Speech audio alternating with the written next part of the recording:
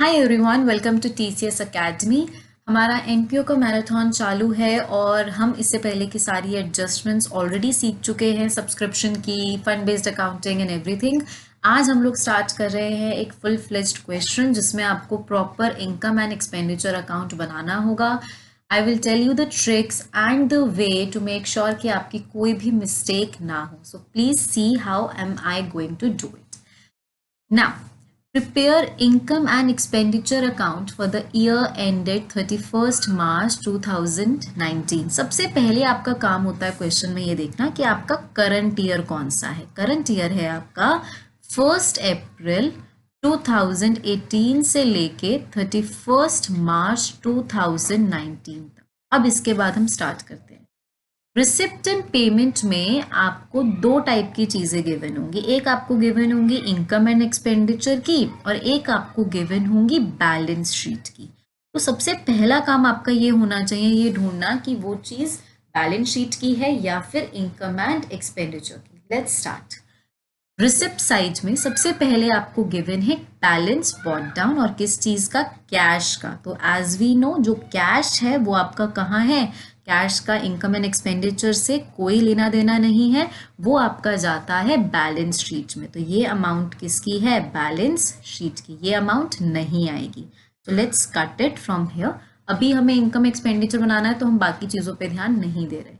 To subscriptions बिल्कुल income expenditure में आते हैं, रिसिप्ट्स है तो आपकी जाएगी इनकम साइड। सो ये है मेरा इनकम एक्सपेंडिचर अकाउंट, यहां पर आएगा आपका बाय सब्सक्रिप्शंस। कितनी गिवन है आपको subscriptions, 9 lakh. Next, sale of investment. आप इन्वेस्टमेंट, एक फिक्स्ड एसेट को आप बेच रहे हो। ध्यान में रखना है अब आपको एक एक टॉपिक, ताकि आगे के क्वेश्चंस क्लियर हो। फिक्स्ड एसेट को जब आप बेचते हो, सेल करते हो या परचेज करते हो, ये सब वैल्यूज आपकी कहाँ जाती हैं, बैलेंस शीट में जाती हैं। लेकिन अगर इस सेल से आपका कोई लॉस हो रहा है या फिर प्रॉफिट हो रहा है या आपका उस फिक्स्ड एसेट के ऊपर कोई डेप्रिसिएशन है, तो ये तीनों चीजें आपकी जाती हैं इनकम एंड एक्सपेंडिचर अकाउंट में। ये जो सेल कर रहे हैं हम इन्वेस्टमेंट की, ये वैल्यू नहीं आएगी।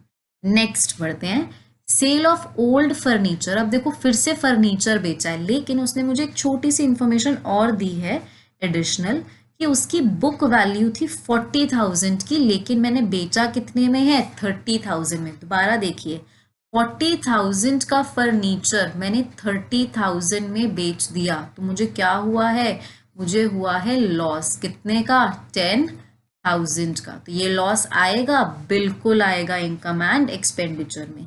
ये 30,000 नहीं आएगा, ये 40 भी नहीं आएगा, लेकिन जो हमने लॉस की अमाउंट निकाली है वो जरूर आएगी। लॉस की अमाउंट है 10,000, तो आपका लॉस जाता है in expenditure side to loss on sale of furniture.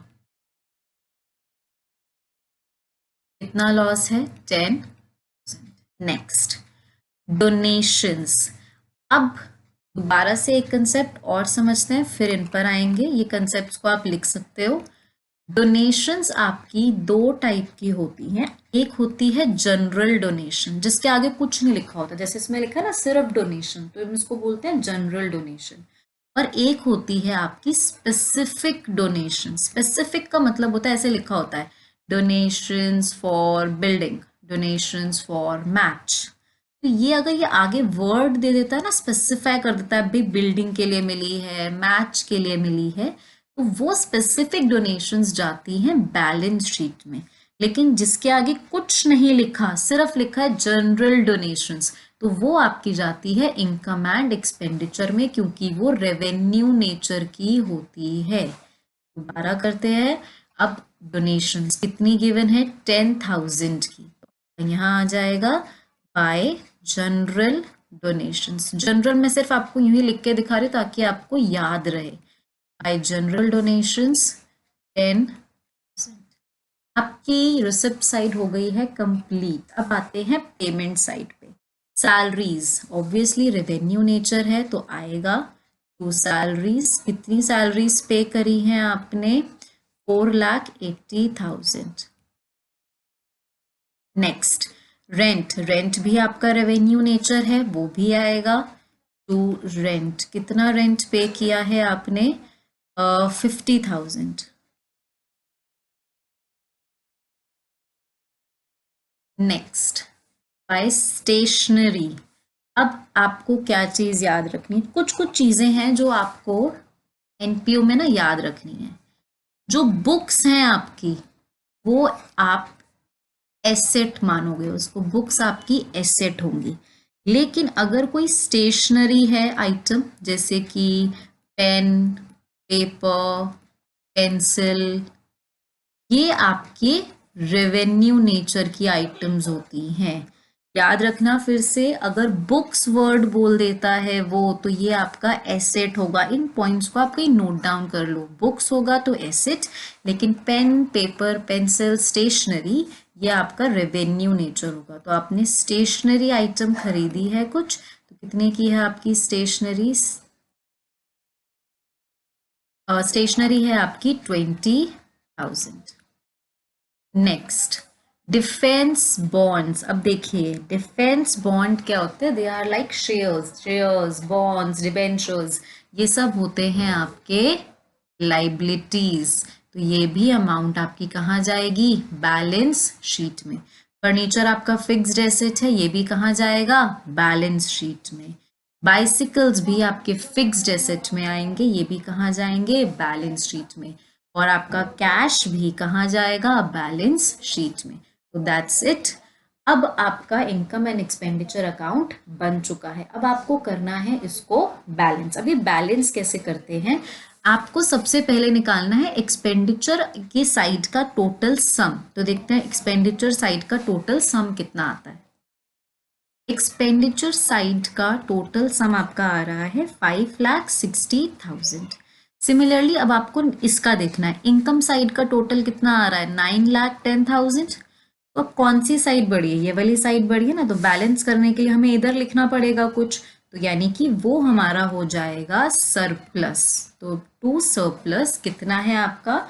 9,10,000 minus 5,06,000, that is 3,50,000। बस, और हो गया आपका income and expenditure account prepare. 9,10,000। That's it. इतना ही आपको करना था इनकम एंड एक्सपेंडिचर अकाउंट में। ये चैप्टर लगता है मुश्किल, लेकिन मुश्किल नहीं है अगर आप स्टेप वाइज चलें। आपको एक एक चीज़ देखनी है और आपको बस ये देखना है कि वो चीज़ बैलेंस शीट की है या फिर इनकम एंड एक्सपेंडिचर की। मैंने आपको कुछ पॉइंट्स बताए, वो पॉइंट्स आप दोबारा से देख लीजिए। वो पॉइंट्स क्या थे? सबसे पहले फिक्स्ड एसेट का सेल या परचेज जो भी होता है वो आपका जाता है बैलेंस शीट में। लेकिन अगर फिक्स्ड एसेट से रिलेटेड कोई लॉस हुआ है, प्रॉफिट हुआ है या फिर डेप्रीसिएशन है, तो वो आपकी जाएगी कहाँ पर? इनकम एंड एक्सपेंडिचर में। सिमिलरली जो डोनेशंस होती हैं, they are two types, general donations and specific donations. General donation आपकी जाती है इनकम एंड एक्सपेंडिचर में, लेकिन जो स्पेसिफिक डोनेशन होती है, जैसे कि donation for building, donation for match, वो आपकी कहाँ जाती है? बैलेंस शीट में। थर्ड पॉइंट जो हमने किया वो ये था बुक्स। बुक्स आपको इसमें नहीं गिवन, आगे वाले क्वेश्चंस में गिवन होगा।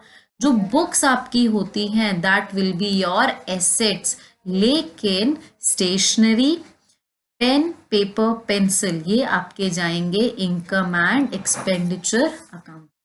आपको इनकम एंड एक्सपेंडिचर अकाउंट बनाना है, आपको बैलेंस आउट करना है और उससे आपका आ जाएगा सरप्लस या फिर loss. So this was all about this question. इसके बाद हम कुछ 8-9 क्वेश्चंस और करेंगे एनपीओ के, टीएस गरेवाल के बैक साइड के questions. So keep on watching, and yes, if you liked the video, kindly hit like and subscribe to TCS Academy. Thank you.